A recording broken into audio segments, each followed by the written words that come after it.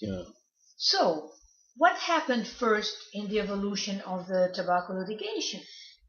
Okay. The thing that happened in terms of documents was where I started in the beginning.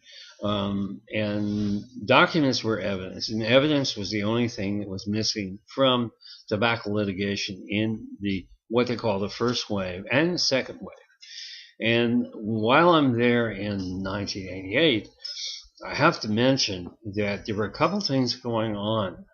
And as I said in the first tape, the the essential part of what seemed to be to me a beginning was happening actually in an old place that that had been familiar to me for years because my parents had lived. My mother had been brought up in Mississippi. She was born here. Many relatives here, and the there was a fellow by the name of Don Barrett who at the same time that I became employed by Wyatt Terran Combs, um, yeah, well, he was wrapping up what appeared to be some really significant litigation. It was significant because as I learned a little bit more, the Barrett litigation, which had to do with a man named Horton, took place just a short distance from where my mother lived in Jackson, Mississippi. My sister also, and the uh, I was also in the early period. I was familiar with a case called the Chipolone case, and it had been going on forever. And while I was there, I'd been vaguely familiarizing myself with the the local library, which had a wonderful government library, and some of the books later on became very important to me. So the evidence that I came across very often did not come from in the very beginning because I was becoming more and more intrigued. It very often didn't come from what I saw in the first documents that were produced for us to look at. And as this was a project that had been done by every tobacco company, and so the more I learned, the better I felt in being curious and being naturally curious, and because this was almost like a second study in wholly different field, and it was to me entertaining in a way and intriguing in many other ways because I came there as a smoker. I had just gone through a divorce and I was going through a divorce as well, and this was an intriguing kind of event for me. But aside from the personal level, there had been a lot of history in terms of tobacco. And as I say, when I came in, I didn't know anything except there was one case that I had read having to do with a tobacco beetle in some chew tobacco. But the question in the evolution of this, the first part leading up to the master settlement agreement and modern litigation, modern tobacco litigation, and everything that was settled in the late 1990, 1997, 1998, 1999, and so on, even to the RICO settlement, the RICO cause of action with feds, starts on this date in this room, and you know, regardless of how you look at it, Evidence is evidence. Documents is documents. As Martin Minton told me, no matter what you say, no matter what you put down on a piece of paper, and and I'm listening to a man who knows his business because not only had he been Martin Mintz had been a wonderful writer, a best-selling author, but he knew more than anything else about tobacco and people. And I met him right during the middle of my job with Wyatt Tarrant Combs. Nobody knew it, but I did. And so in '88, in the coldest part of the winter in Louisville, Kentucky, there I was in a big room, and the first part of that room was with a whole group of people from various departments with lots of copying going on, with lots of documents, everything that had ever been created by Brown Williamson and between its mother company and its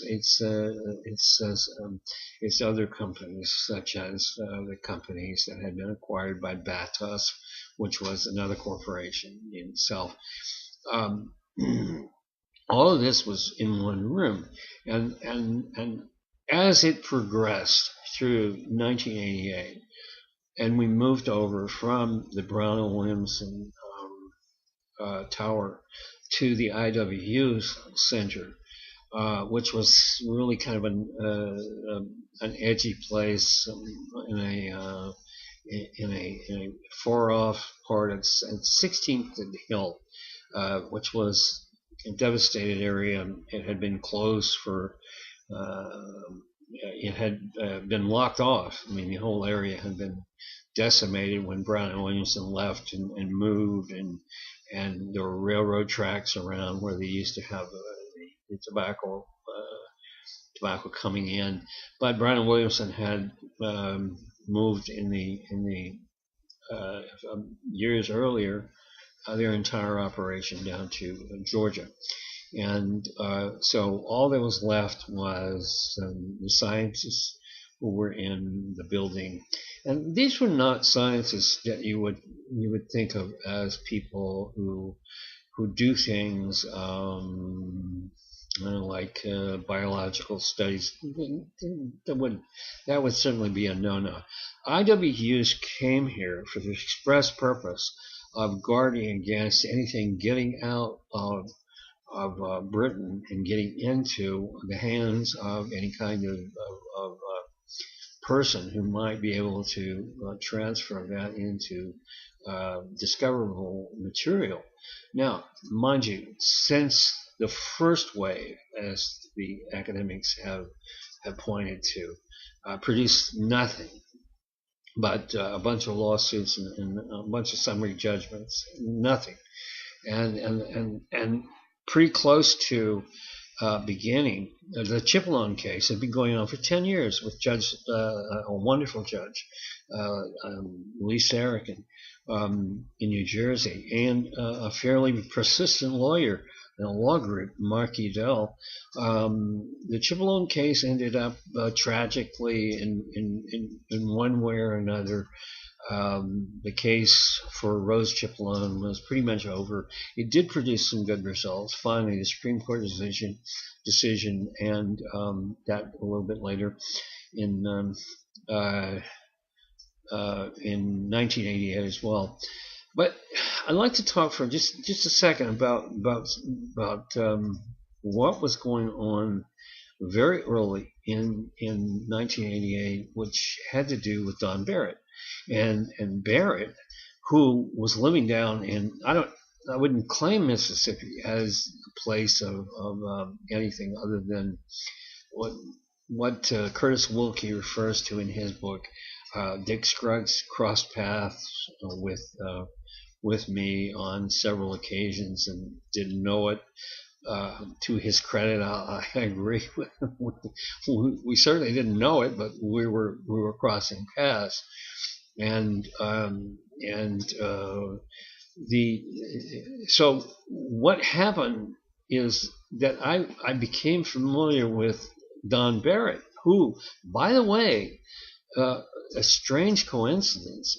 Don Barrett's father, Don Barrett Sr., had known my mother and my mother's family in Grenada, Mississippi. Or my mother was born in I like to think of it as the dusty streets of Mississippi, in a little town called Lexington. Don Barrett was carrying on some litigation that was frightening everybody, including the people at Brown and Williamson, which meant that Shokai Begum was frightened, which meant that the people who were walking around and were strutting around, the young lawyers, who were operating this project that we were on, they were talking about, and there were a few laughs about how this was going on. And as in all of tobacco litigation, you can become a little bit sarcastic about the players, and